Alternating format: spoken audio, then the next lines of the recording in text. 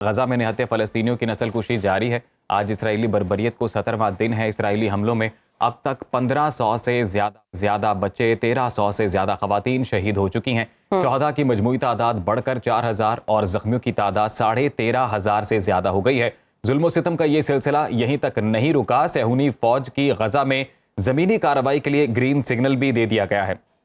اسرائیل نے غزہ پٹی میں حملے تیز کرنے کا اعلان کر دیا ہے اور فلسطینیوں کو غزہ کا شمالی علاقہ خالی کرنے کی پھر وارننگ دے دی گئی ہے۔ مصر اجلاس میں عرب ممالک نے اسرائیلی جارحیت کی شدید مذمت کرتے ہوئے غزہ میں جبری بے دخلی کو مسترد کر دیا ہے۔ غزہ کی صورتحال انتہائی سنگین ہو چکی ہے، خوراک ختم ہو چکی ہے، پینے کا پانی نہیں ہے، بچے پانی کے لیے بلک رہے ہیں، ہسپتالوں میں بنیادی سہولیات ختم ہو چکی ہیں، رفح اور مصر کے بارڈر نہیں کھولے جا رہے۔ انسانی بحران بد سے بدتر ہوتا جا رہا ہے، مگر عالمی برادری تماشائی بنی ہوئی ہے۔ یوکرین جنگ میں بچوں کے قتل عام پر واویلا کرنے والوں کو غزہ نظر نہیں آ رہا ہے۔ انسانی حقوق کے علمبردار ملک، NGOز اور اقوام متحدہ گونگے، بہرے اور اندھے ہو چکے ہیں۔ مسلم امہ کا کردار بھی ابھی تک افسوسناک ہے۔ اور ایران کے سوا مسلم دنیا صرف زبانی جمع خرچ سے ہی کام چلا رہی ہے۔ اس وقت فلسطین آزمائش کی گھڑی میں ہے۔ انہیں خوراک، پانی، ادویات اور کپڑوں کی اشد ضرورت ہے۔ ہمیں اپنے فلسطینی بھائیوں کی بڑھ چڑھ کر اور دل کھول کر امداد کرنی چاہیے۔ اسے تمام تر صورتحال پر بات کرنے کے لیے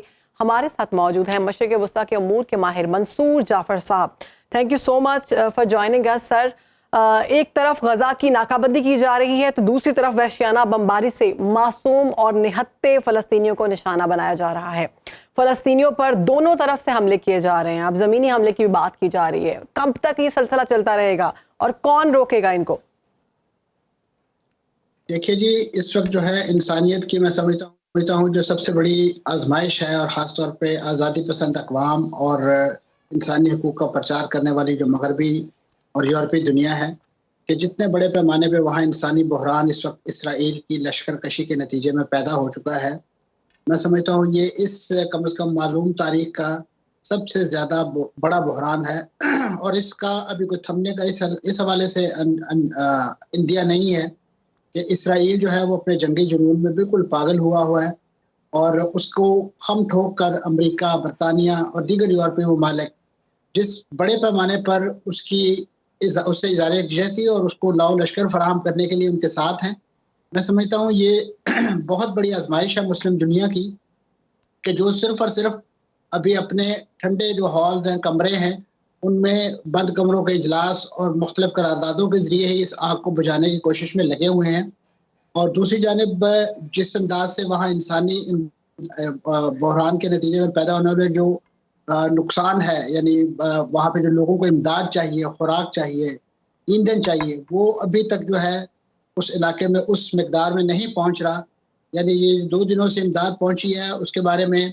وہاں کے ایک اہلکار کا یہ کہنا ہے کہ یہ غزہ کی جو اس وقت ضرورتیں ہیں، یہ اس کا 0.002% بھی نہیں ہے۔ منصور صاحب، امریکی صدر نے جب دورہ کیا تھا فلسطین کا، جو بائیڈن کی جانب سے کہا گیا تھا ایجپٹ کو کہ اگر امداد دی جانی ہے فلسطین میں نہتے جو لوگ وہاں پر موجود ہیں ان کو اگر امداد دی جانی ہے تو یہ میک شور کرنا ہوگا کہ وہ امداد حماس کے لیے نہیں ہے بلکہ انوسنٹ سیویلینز کے لیے ہے۔ تو آپ کو کیا لگتا ہے کہ وہاں پر کوئی ایسی تنظیم، کوئی ایسا عملہ موقع پر موجود ہے جو اس چیز کو انشور کر سکے گا؟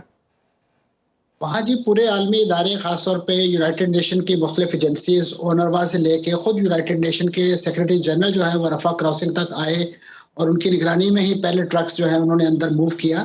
تو وہاں پہ بہت بڑا نیٹ ورک ہیومینیٹیرین ریلیف کا موجود ہے، اس میں انٹرنیشنل NGOز موجود ہیں،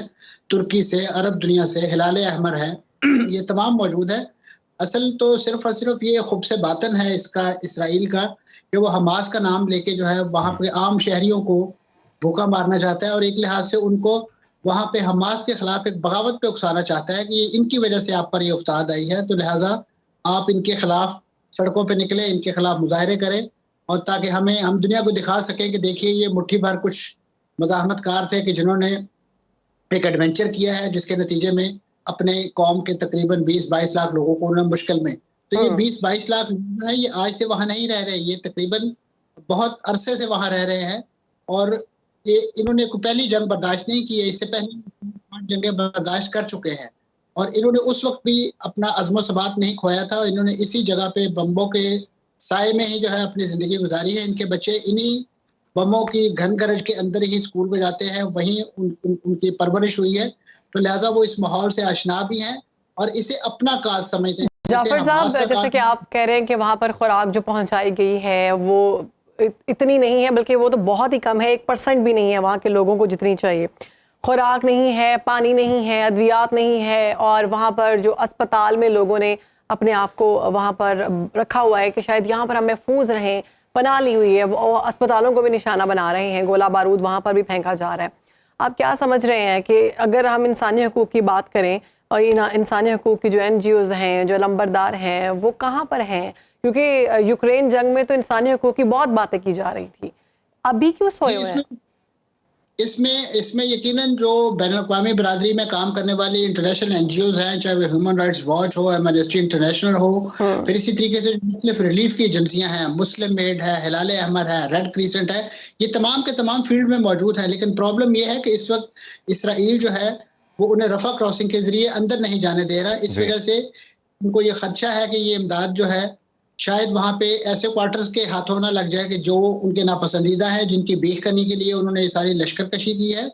और इसी वजह से वो जिसे कहना चाहिए इनको जिंदा रख के एक लिहाज से सिर्फ इसलिए जिंदा रखना चाह रहा है फ़लस्तीनियों को ताकि इनको दोबारा निशाना बनाया जा सके। इस हद तक इनको खुद मुख्तार या इनको अपने पैरों पर ना खड़ा कर दिया जाए कि जिसके नतीजे में कल को ये दोबारा इसराइल को आंखें दिखाने के काबिल हो जाए। तो ये एक मैं समझता हूँ भाई जालिमाना और जिसे कहना चाहिए वहशत पर मबनी इसराइली इक़दाम है, और इसराइल के साथ जो भी इस वक्त नेगोशिएशन ये जो बात हो रही है वो उस वक्त तक मैं समझता हूँ कारगर नहीं होगी जब तक इसराइल के साथ एक धमकी, ताकत और बराबरी की बुनियाद पे वो बात ना की जाए। क्योंकि इसराइल अगर करारदादों पे अमल करने वाला होता तो 70-75 वर्षों में यूनाइटेड नेशन में बहुत सारी करारदादें मंजूर हो चुकी हैं, जो उनके सरपरस्त जो है वक्तन फवक्तन वीटो करते चले आए हैं, जिसकी वजह से ये तमाम का तमाम बहरान जो है वो जू का तू बरकरार रहा। फ़लस्तीनी जो है वो हर 3-4 साल बाद अपनी जमा पूंजी जो है एक बार फिर जो है इसी अंदाज से जंग के अलाव में झोंकने पे मजबूर होते हैं, ताकि किसी न किसी तरीके से वो अपने इशू को, अपने मसाइल को जो है वो दुनिया के सामने आश्कार कर सके। मैं समझता हूँ इस बार उनका ये जो वेंचर है, ये जो उनका है, उसने इस इशू को यकीनन इंटरनेशनलाइज किया है। मंसूर साहब, ये भी बताइएगा सर कि आप सोशल मीडिया पर हम देख रहे हैं कि हिजबुल्लाह की जानिब से भी अब जो है वो निशाना बनाया जा रहा है ये इजरायली तंसीबात को, तो अब आपको क्या लगता है कि ये जंग का दायरा कार वसी होता देख रहे हैं आप? जी, इसमें कोई शक नहीं कि इसका दायरा कार जो है वो मुतवक्को तौर पे वसी होगा। उसकी वजह यह है कि जो बयानात ईरान की तरफ से भी देखने को मिले हैं, उनके वज़ीर ख़ारजा की तरफ से, फिर इसी तरीके से चीन ने जिस अंदाज से बिल्कुल अपनी मुकम्मल हिमायत का यकीन दिलाया है कि वो इस मसले के हल के हवाले से तमाम इक़दामात करेगा, और अमरीका के जो मशरिक़ वस्ता में जंगी अज़ाइम हैं उनको भांपते हुए इसराइल ने भी अपने जो है वो बहरी बेड़े पहली बार जो है वो मूव किए हैं। तो मैं समझता हूँ इस तनाजुर में हम इस खदशे का इजहार करने में हक बजाने में हैं कि एक नई सफ़बंदी के साथ एक आलमी जंग की कैफियत जो है आलमी जंग की कैफियत पैदा हो रही है, और ग्रीन सिग्नल दिया गया है इसराइल की जानिब से कि ज़मीनी कार्रवाई का आगाज़ किया जाए, जिस पर ईरान ने यह वाज़ेह किया कि अगर ज़मीनी कार्रवाई की गई तो हम इसमें मुदाखलत करेंगे। अब ईरान की जानिब से अगर मुदाखलत होती है तो यह मामला मज़ीद बिगड़ सकता है। बहुत शुक्रिया मंसूर जाफ़र साहब, आपने सुनो पाकिस्तान को वक्त दिया। आप कहीं भी हो, वक्त कोई भी हो, बाखबर रहिए दुनिया के हालात व वाक़यात से। अभी सब्सक्राइब कीजिए सुनो न्यूज़ के YouTube चैनल को और क्लिक करें बेल आइकन को, ताकि आप हमेशा बाखबर रह सकें।